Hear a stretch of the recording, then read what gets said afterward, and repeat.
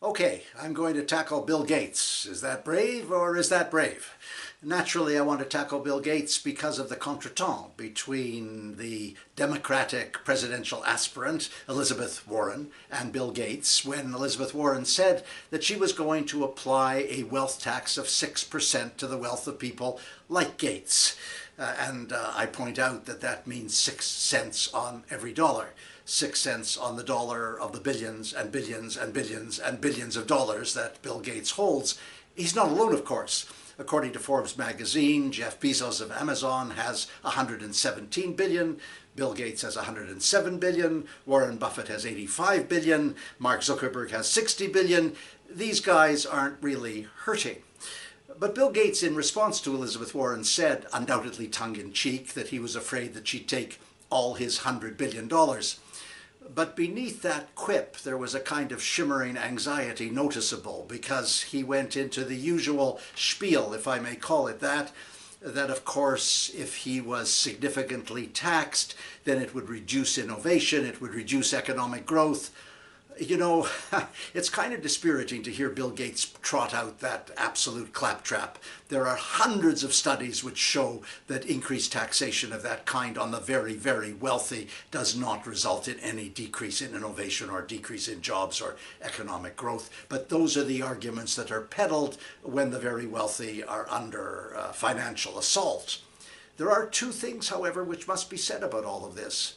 First is the fact that the grotesque concentration of wealth breeds a terrible sense of inequality. In the United States, you have 400 billionaires who have as much wealth as 150 million people at the bottom end of the economic ladder. 400 equals 150 million. And naturally that breeds intense resentment in the so-called middle class and other oppressed classes, and when you have that kind of resentment, it falls easy prey to demagogues and extremists and people like Donald Trump, and you end up voting for Trump. But there's something for AIDS-free world that's even more important, and it's simply this. So much power should not be concentrated in the hands of one individual or one foundation. Bill Gates should not be able to drive the entire agenda of global public health when he gives money to the World Health Organization, or when he gives over $500 million to the replenishment of the Global Fund to fight AIDS, tuberculosis, and malaria. By the way, the Gates Foundation shouldn't be giving money to the Global Fund. That's the job of governments. When Bill Gates gives that kind of money, he takes governments off the hook. They love it, of course, because it relieves them of obligations. But all it does for Bill Gates and for the foundation and for the cause is to allow him to rub shoulders with the egomaniacal conscripts who populate the World Economic Forum in Davos every year.